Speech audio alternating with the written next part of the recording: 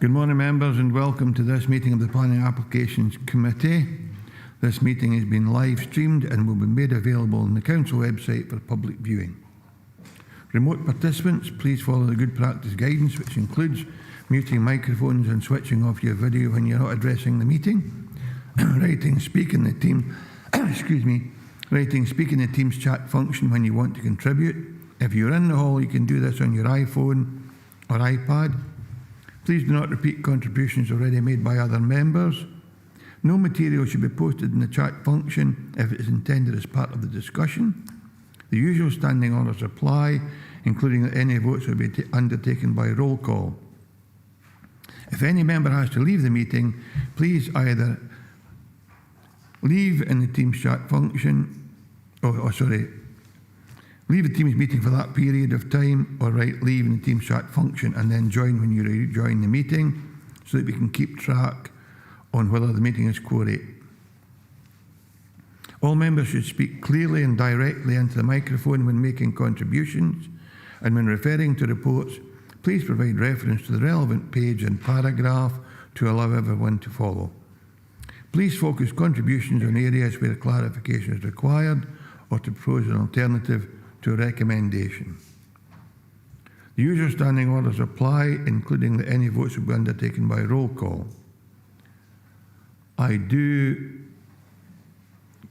confirm my approval for members to join the meeting online. Tracy, can you confirm sederant and apologies, please?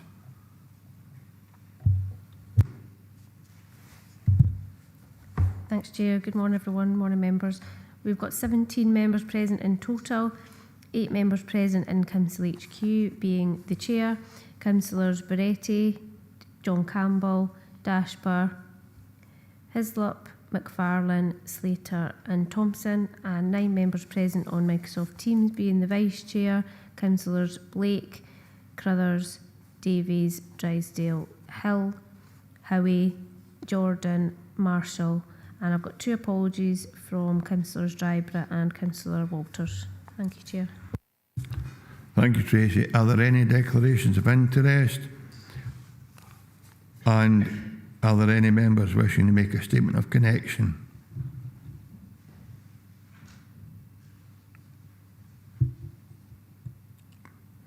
It would appear not. Are we willing to agree that the minute on agenda item 3 is a true record of the meeting? Members in the chamber have confirmed that they are content with that. Councillor Jordan has, and therefore I will take it that there's a general consensus that the minute is correct. We've got 2 minutes, Chair. November and January. Oh, and we've got 2, of course we have. My apologies, members. Governance Officer has just reminded me there are 2 separate meetings that we require to confirm it was an accurate record. The first is the minute of the previous meeting of the 29th November 2023. That's for approval, members.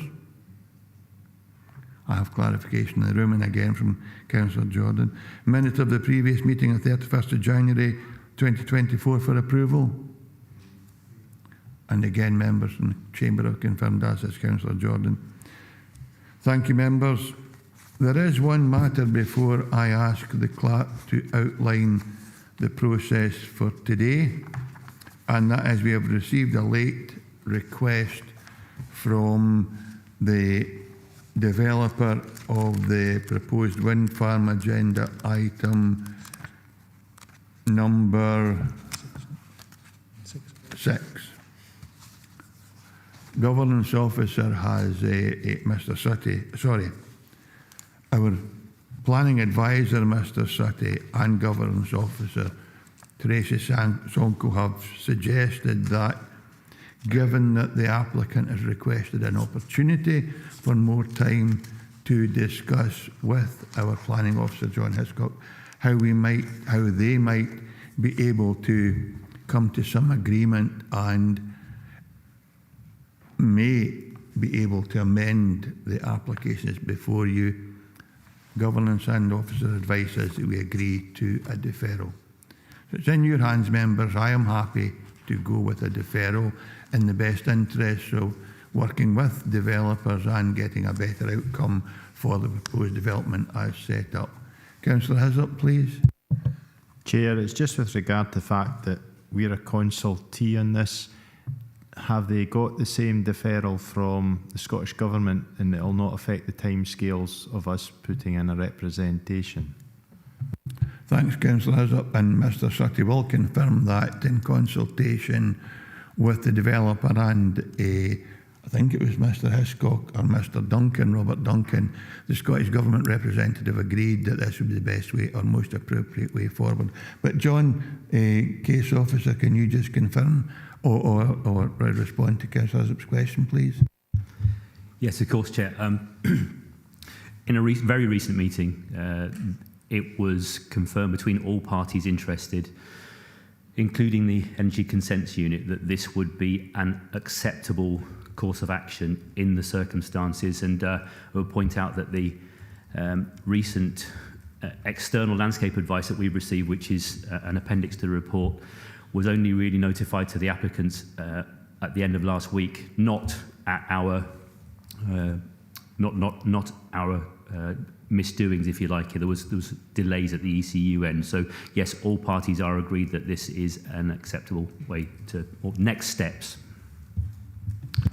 Councillor Campbell, please. John Campbell.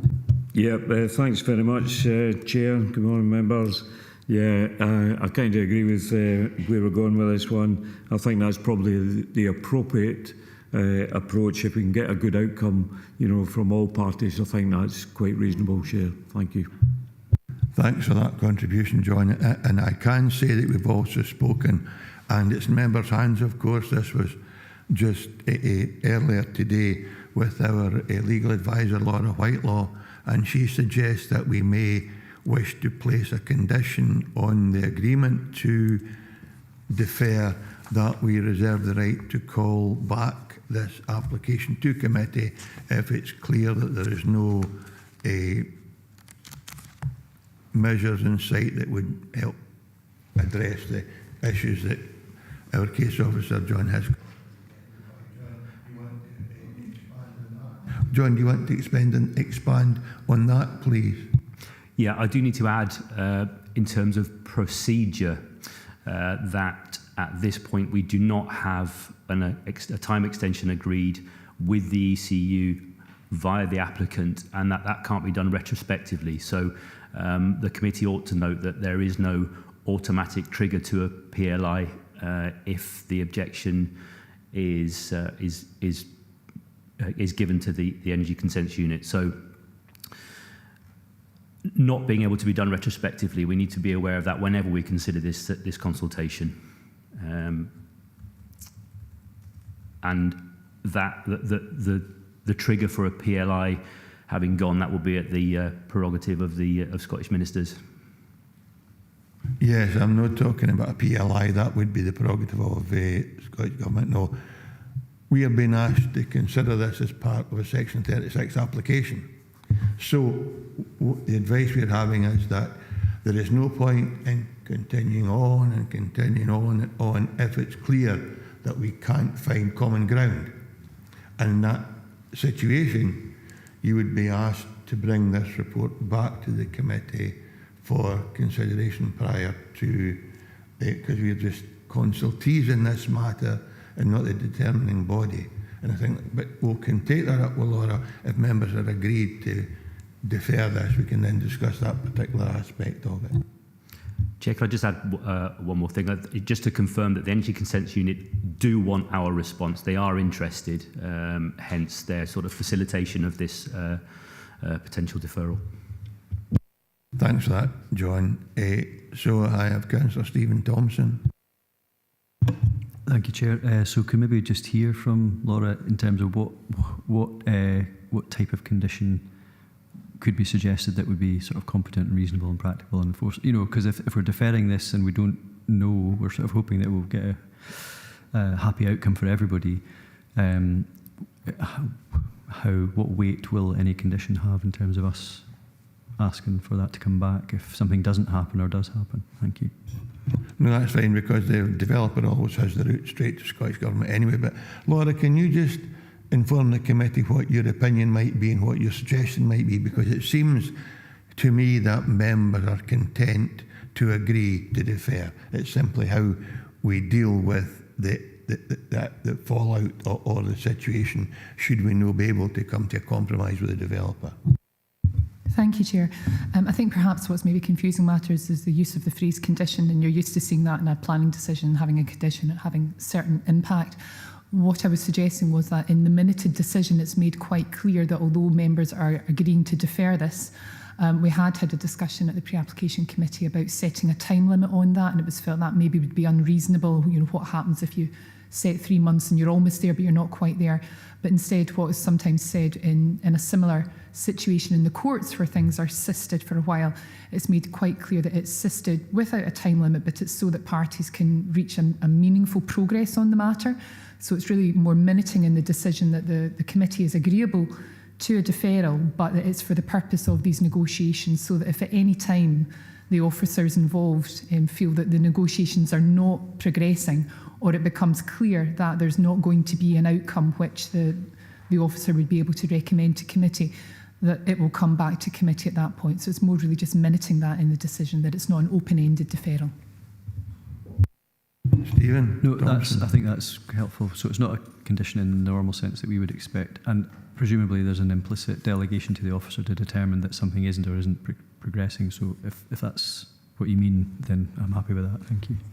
Yes, thank you, Councillor. That's what I was meaning. Yeah. And if members are happy with that, then that's, can you just confirm the decision of the committee, please, Governance Officer Tracy, that we have approved or accepted the request for a deferral with a condition? Thanks, Chair. So members are agreeing to the deferral for item 6, but we will place a note on the minute that that is delegated to officer, that if the discussions around that are not progressing, then the officer can bring the report back to this planning committee for determination. Thanks very much, Tracy, and thanks very much, members. Tracy, then, our clerk to the committee, can you outline the process for today, please? Thanks, Chair. So the Planning Applications Committee will consider each application in turn as detailed on the agenda. The case officer or other appointed officer will make a short presentation addressing the determining issues, accompanied by digital images. Any late information, amendments or corrections will be reported at this time. Members may ask questions of officers following the presentation on points of clarification. The Chairman has been provided with a list of eligible representatives who have registered to speak at this meeting within the period specified in Council policy. No other persons will be allowed to speak. The Chairman will individually invite those who have registered in advance to speak to make their presentation, after which they may be questioned by committee members. No questions may be asked of members. The order of eligible parties being heard will be as follows: third parties objecting to an application, third parties supporting an application, statutory consultees objecting to an application, elected members of Dumfries and Galloway Council who are not members of the planning application, and such members should withdraw from the meeting after making their presentation, and applicants or their agents. Representatives were offered the option of attending today's meeting in person, joining remotely via Microsoft Teams, or to provide a written statement to be read out on their behalf. Presentations will be strictly limited to 3 minutes per person, except for national and major developments, which by their very nature are more complex, where the time limit will be 5 minutes. The Chairman of the committee will ask you to come to a conclusion if you take too long. Representatives are encouraged to use the time allotted to clarify any points they consider material and address the determining issues. Certain matters are not normally material planning considerations and will not be taken into account by the Council when deciding on a planning application. Representatives should not raise any new matters without explaining why they were not raised earlier with the case officer. Please do not repeat what is in the report, as members will have already read the report. After all the representations have been heard, the meeting is then in formal session, and no members of the public may address the committee from the public gallery. The Planning Applications Committee will then proceed to determine the application. Thank you very much, Tracy. And I should have said it earlier, but can members and members of the public, if there are any present, please ensure your phones are either on silent or switched off. So we go on to agenda item number 5, an application for the change of use of offices, store on first and second floors to form 2 flatted dwellings at 12 White Sands, Dumfries. This is a full application, reference number 22/2342/full. The recommendation is to notify the Scottish Ministers of the Council's intention to grant planning permission subject to conditions.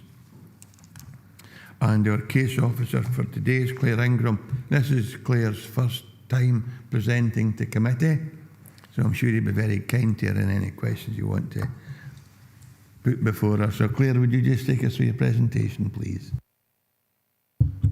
Thank you, Chair.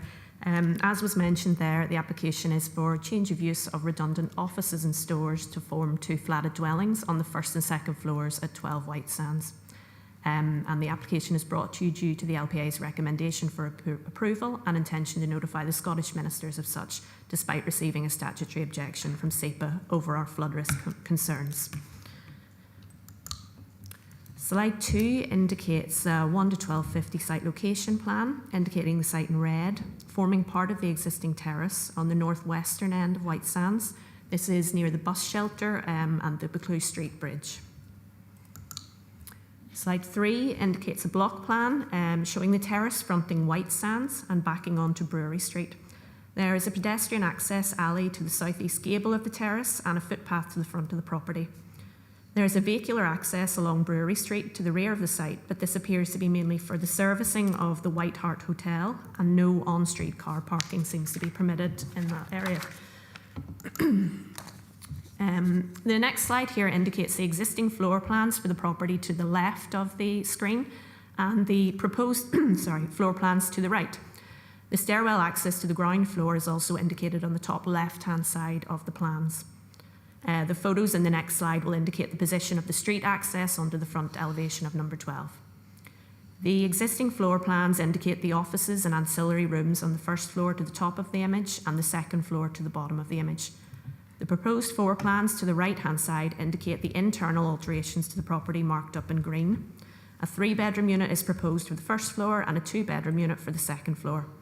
Access to both units is via the existing stairwell and pedestrian access to White Sands. There are no rear access points proposed.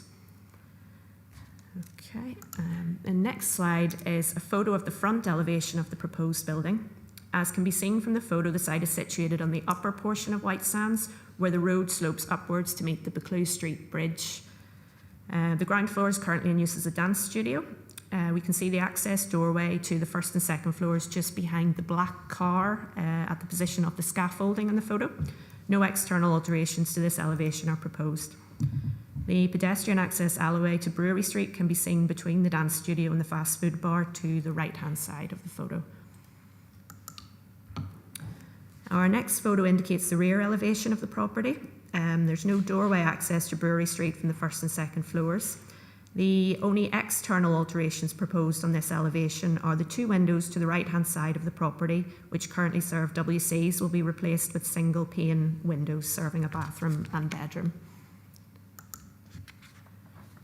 So, as mentioned previously, this application is brought before you due to receiving a statutory objection from SEPA. SEPA's reason for refusal cites NPF 4 Policy 22, which requires a precautionary approach to flood risk. Avoiding development on designated flood risk and egress traverses the medium likelihood river floodplain of the Nith. The proposed change of use on the first and second floors from offices and storage to 2 numbered flatted dwellings will increase the vulnerability on this site. Therefore, SEPA recommend a precautionary approach by avoiding development. The development is not an exception under NPF Policy 22A, NPF 4, Policy 22A. The Flood Risk Management Team have also recommended refusal based on Policy IN7, citing the avoidance principle. So the vulnerability of use on the ground floor would remain unchanged, and thus the key factor for consideration here is the impact of flood events on the safe access and egress to the proposed flats. SEPA have confirmed multiple records of flooding in this area. However, we are minded to recommend the application for approval for the following reasons. The proposal is in compliance with policy and contributes to the aims of both the LDP2 and MPF4. MPF 427 is in support of development proposals which improve the vitality and viability of Dumfries Town Centre, and 27E3 specifically supports reuse of upper floors. LDP2 policy ED5 further supports and encourages housing on upper floors within town centres, and policy 15 of MPF 4 encourages compact and mixed-use neighbourhoods. So the rare occurrence of severe events and the limited duration for the blocked access is a consideration here, as is the existing SEPA flood warning system in White Sands. There's also the potential flood risk protection measures resulting from the White Sands project. However, there can be no weight attached to this as it's not approved yet. Supplementary information from the agent was received indicating that during the marketing of the property, only a handful of inquiries were made, and these were all in relation to residential use. There's a current stagnation in the local market for office sales. So it's accepted that there is a flood risk at the premises, but the risk of a 1 to 200 flood affecting the property with sensible mitigation measures must be balanced against the benefits through regeneration and the aspirations for the Dumfries Town Centre.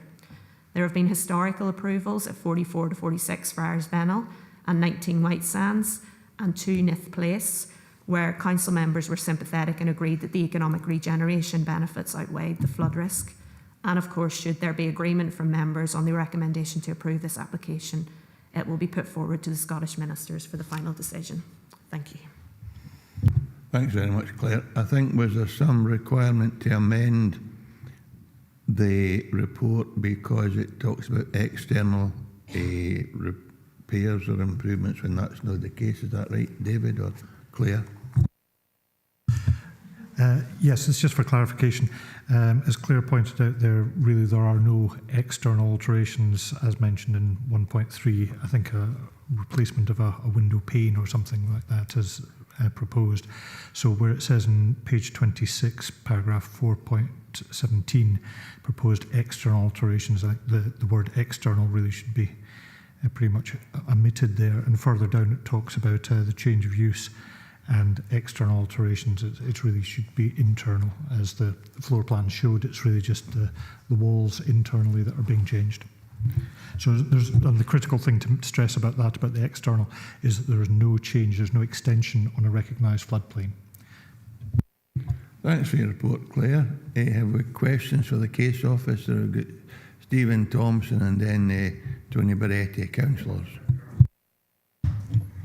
Thanks, Chair. Yeah, so it was just actually about, on the same sort of subject, 4.16 alludes to the access and egress, and clearly if there's only one way in at the front and nothing out the back, I suppose it talks about having a suspensive condition, but I'm wondering, well, what would that look like most likely if there's only one way in and out, but other access and egress arrangements should be put in place? So does that mean a sort of stairwell attached to the back of the building? Or, I don't know, but I was wondering how meaningful that would be, if that's possible. Thank you.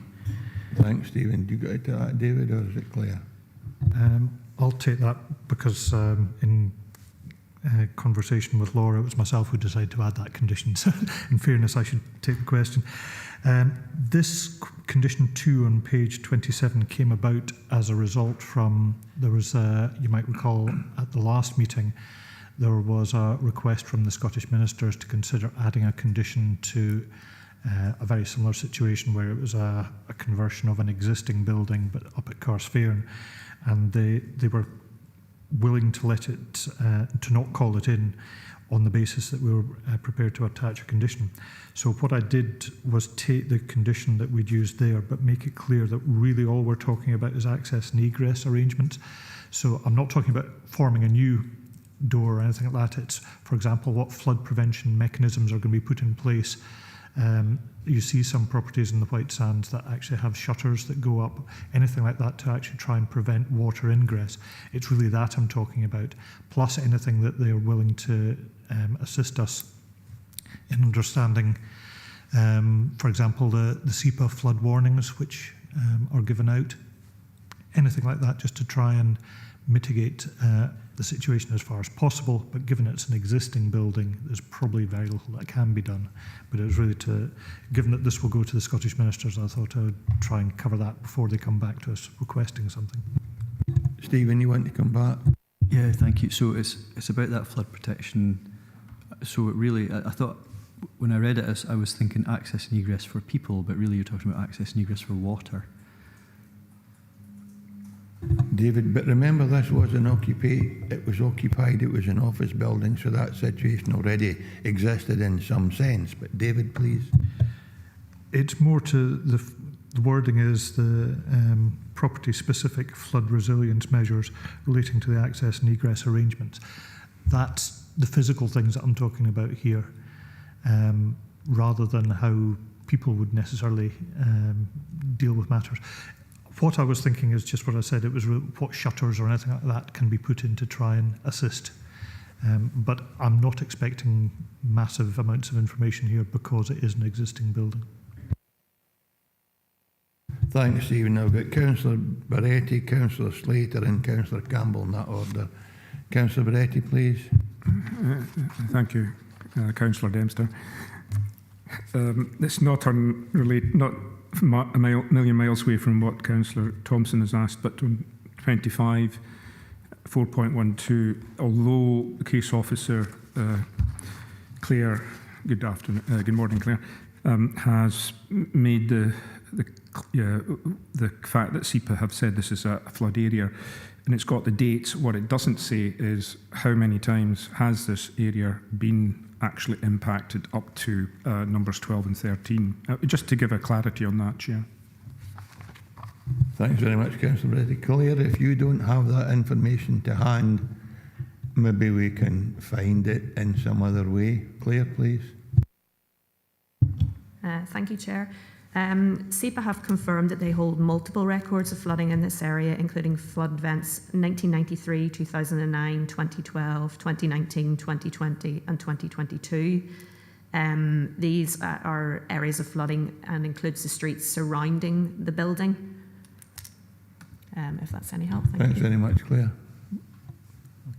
Councillor Baretti coming back. Yeah, I think it's related to what Stephen said there, is that and David, is the mitigation measures, how impactful are they going to be if that area there is only impacted, say, 12 inches, 14 inches, 18 inches. That's the kind of impact I'm looking at, because clearly it's not that the individuals are going to be interested, it's the damage to the property subsequently if the barriers are not put in quickly. Thank you. David, I'm sure will help. What we don't have is information of exactly how far the water has come up there. That's not been provided by SEPA. But as Claire quite correctly pointed out, this is on the rise up to Buccleuch Street, because it's near the top end at number 12 here.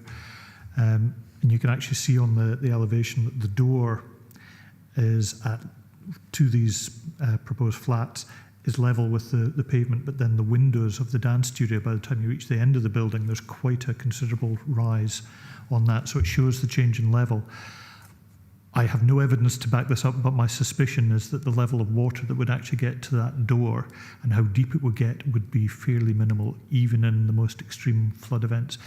I think we've all seen either first-hand or television pictures of how far the water comes up, and this isn't an area I recall being deeply underwater at all. Yeah, thank you, Chair. I think that's okay. I'm quite happy with that. Thanks very much, Councillor Baretti. I now have Councillor Slater. David? Yes, thank you, Chair. Just first of all, we had a premises on the sands. We flood-proofed the premises.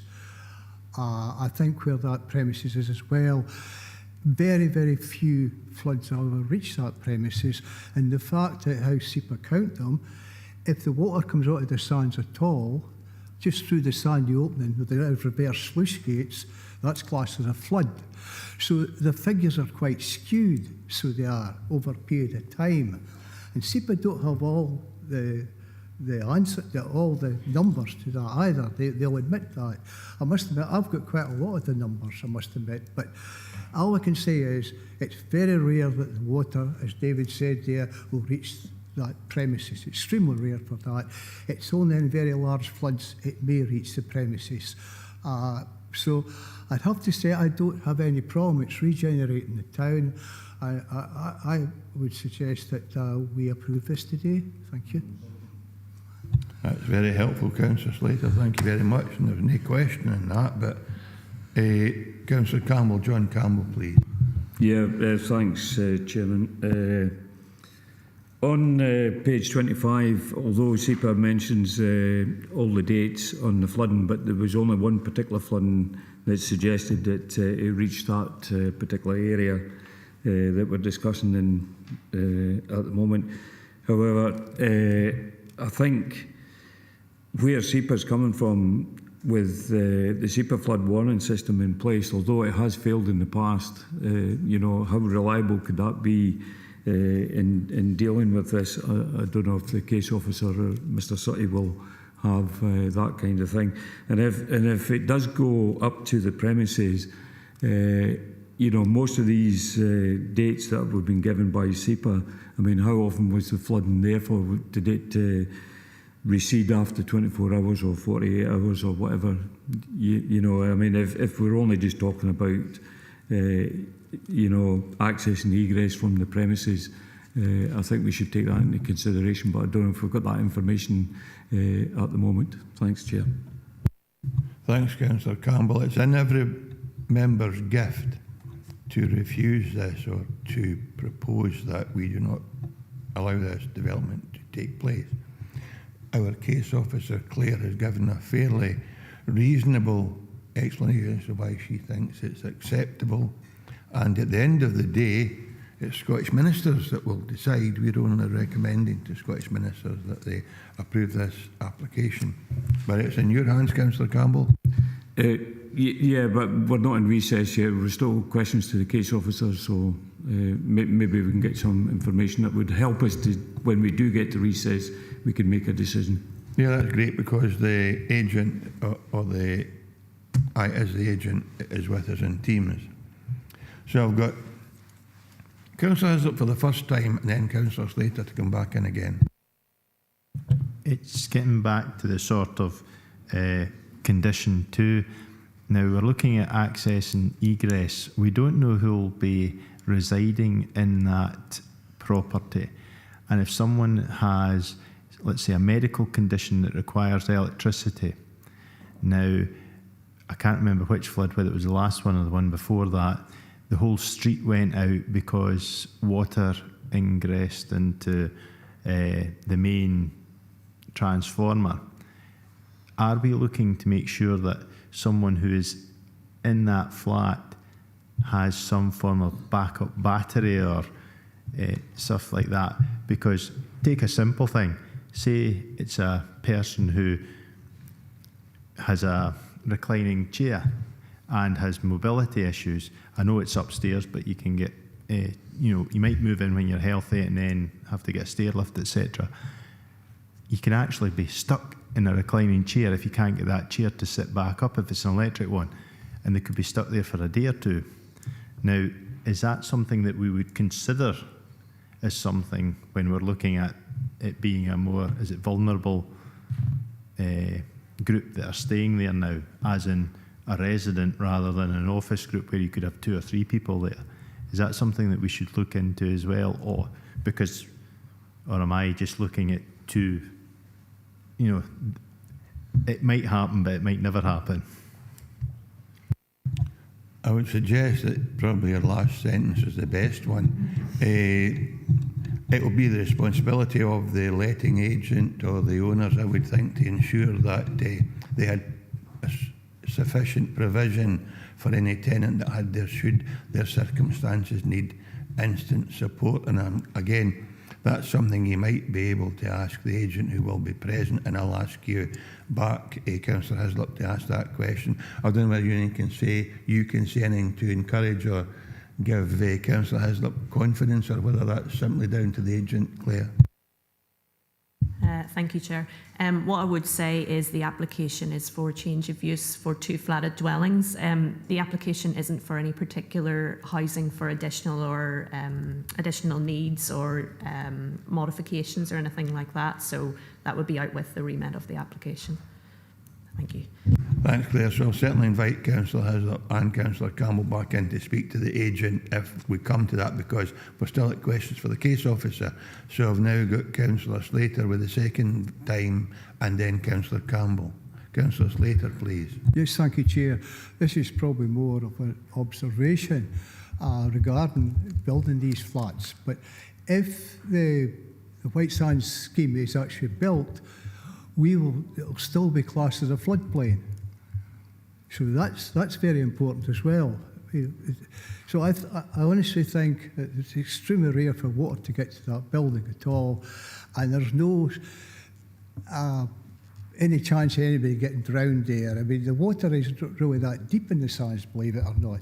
But anyway, that's another story, but that's an observation. If this scheme is built, it will still be classed as a floodplain. So when would you be allowed to do any building on the sands or any regeneration of sands if something like this is not approved? Thank you.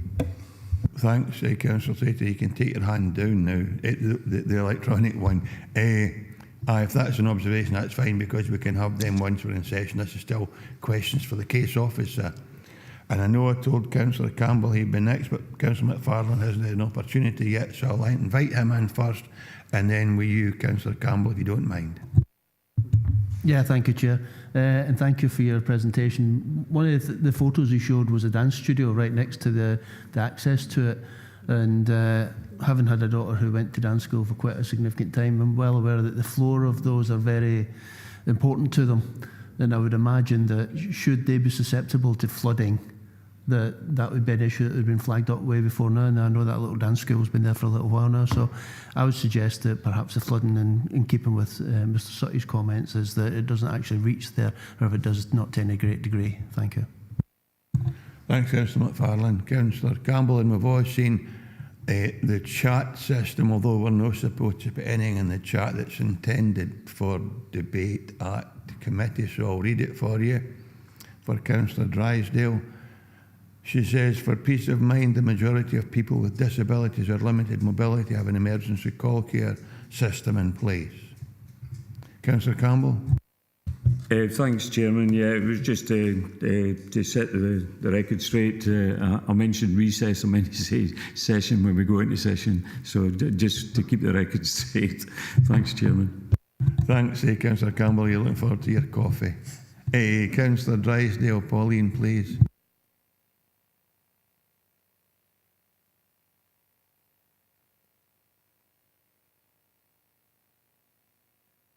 If it's just a comment, Councillor Drysdale will go on, and if I've gone on and overlooked your request to speak, please accept my apologies. So, any other questions for our case officer?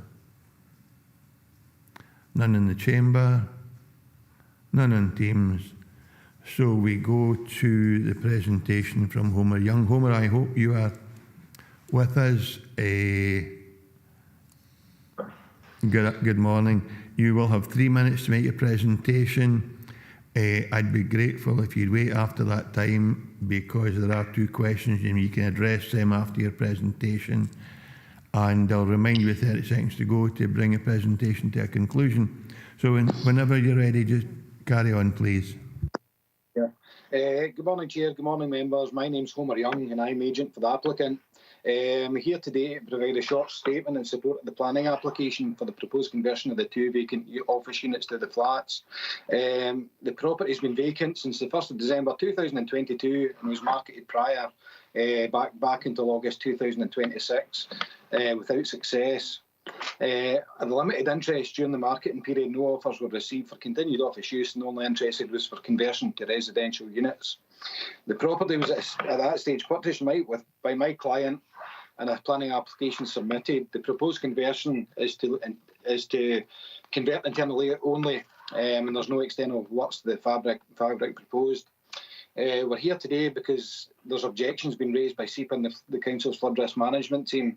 It should be noted, however, that during the most recent substantial flooding event on the 30th of December 2022, little or no water entered the property at the ground floor level into the access stairwell. The flood risk management team note that the authority holds records of historical flooding close to the proposed site, but not directly out with. The building lies within the town centre as defined in LDP2, and policy ED5 supports a range of uses where they can create or they demonstrate that they can add vitality and viability to the town centre. Policy ED5 states, and I quote, on upper floors, particularly where the property is underutilised, the council will encourage the retention and redevelopment of housing and other complementary town centre uses.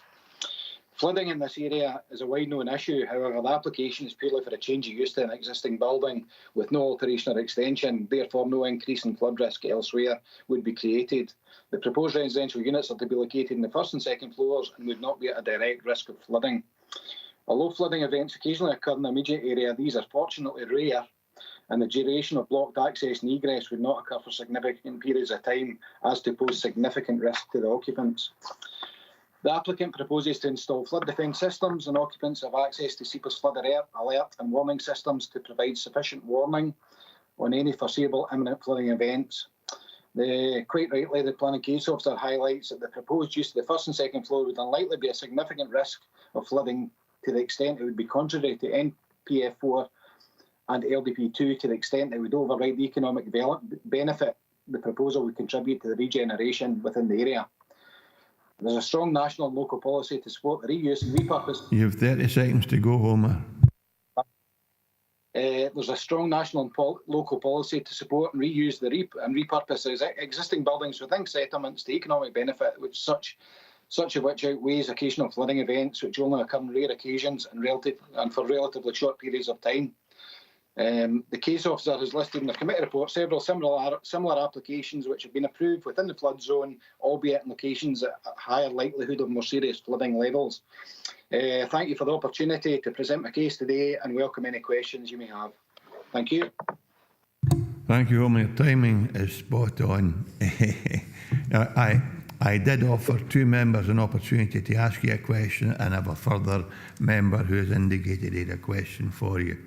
So I've got Councillor Hislop, Councillor Campbell and Councillor Beretti in that order.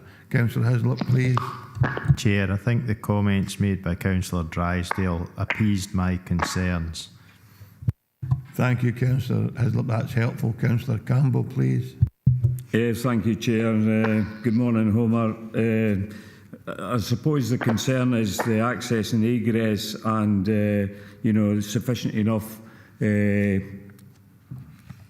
things that are in place. For example, one of the conditions that we've got at the end of the report is, to maintain, these schemes for the lifetime of the application, whether you're blocking up a door or whatever.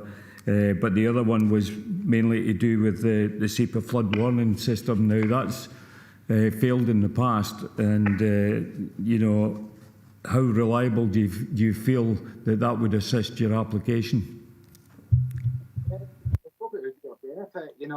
Certainly same in the rural area up near Thornhill. I know certainly the SEPA early warning system is of great benefit to the likes of places like Money Hive, and I would assume that would be the case for Dumfries also. I'll be honest, I've not had any direct dealings with the system myself. Luckily, I don't stay in an area of flood risk. However, from the feedback I've had from the residents of Money Hive, that's an essential piece of kit which warns them in advance of any imminent flooding, and then measures can be put in place. So I'd like to think that it's a successful system, and it's one we'd like to utilise. Thanks very much, Councillor Campbell. Councillor Beretti, Tony Beretti, please. Yeah, thank you, Chair. Just a bit of clarification, because I missed the first part of what Homer said. So it's just to clarify as well, and based on that clarification, if I picked him up right, he owns the flat as well at the bottom. And although the recommended decisions here is to put the flood mitigation measures, will there be a programme of maintenance and checking if that happens? Homer, if you're not sure what's been asked, I'm sure you can ask Councillor Beretta just to repeat his question for you.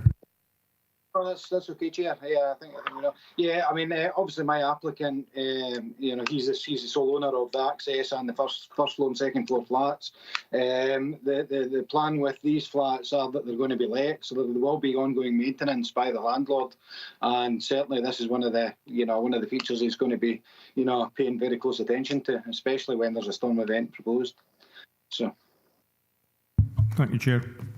Thanks, Councillor Beretta. I have two more speakers and I hope we'll move on to a determination.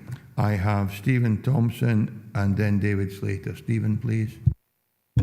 Thank you, Chair. Yeah, Homer, this is just by the by, but I attended Moffat Community Council last night and they had Scottish Power Energy Networks social obligations representative there, and I think they're very keen. I know that there's a lot of chat about the flooding and how much water might come into the building, but it's the impact of the flooding on, for example, the power supply for electricity. So particularly for people who are on a priority services register or vulnerable people that could potentially be living in the flats, there are measures now, I believe, technologically, in the same way as we've got smoke alarms and interconnected fire alarms and whatnot, which I'm sure any landlord would have anyway. There's other solutions like power banks to make sure fridges keep working for diabetes medicine or whatever it might be. You know, do you know what I mean? So it's more the impact of flooding. Is that the sort of a preventative measure that the landlord would be able to put in place, depending on the type of tenant, or even just by default, just to address that risk should anything happen? From experience, I mean, the landlord, you know, does own, you know, several properties in town, and just recently, you know, we've been investigating or researching, you know, the acceptability for maybe putting some PV panels on. It's difficult in the Dumfries Town Centre because we're in a conservation area, and we have to be, you know, fairly sensitive where these things are located. However, there would be a possibility to put some PV on the roof, you know, subject to a separate application if that was required, with a battery backup for that purpose. You know, if the power went down, there would be an alternative power supply there. So it's certainly something, you know, I'm probably speaking on behalf of the applicant without taking his advice on that, but I'm pretty sure that's something that he would consider and take on board. Yeah, no problem. Thanks, Councillor Thompson. I have had a member say it's quite difficult to hear. I don't know whether we can turn the volume up on the Homer Young's side or no. But David Slater, please. Councillor Slater. Thank you, Chair. This is probably an observation. The fact is that for 20 odd years now, the Sands always floods in this, what do you say, back to front sluice gates. And if those had been closed off or that area had been sorted, we wouldn't be having this conversation because virtually all the small floods would be gone. It's not a helpful observation, I have to say, but nevertheless, thank you for that, Councillor Slater. If there are no other questions for the agent, Homer, can I thank you very much for your perseverance and for your presentation today. David, did you put on your button for a purpose, Councillor Slater? No, that's fine. Okay. Right. Thank you very much, Homer, and thank you for being with us today. Members, we're in session. Councillor Slater.